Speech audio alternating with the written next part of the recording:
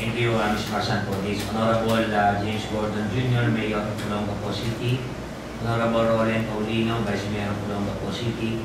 Sangguniang Panglungsod, Olongapo City to Engineer Louis Lopez regarding the notice of disconnection and final demand for PUD Olongapo City.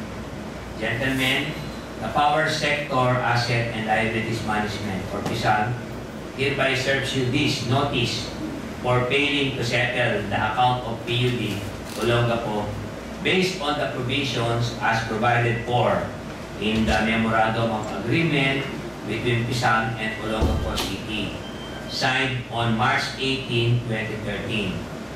Further, this is due to the failure of the Olongapo City government and the Sangguniang Panglungsod of Olongapo to execute the agreements which during the June 6, 2013 meeting with the representative of Olongapo City government as enumerated in our letter June 7, 2013. In this regard, we advise you to immediately comply, settle your outstanding obligation as of May 31, 2013 amounting to 5,082,748,552.33 within 5 business days from receipt of this notice. Failure to do so shall result to the disconnection of your facility from the transmission distribution network by the National Grid Corporation.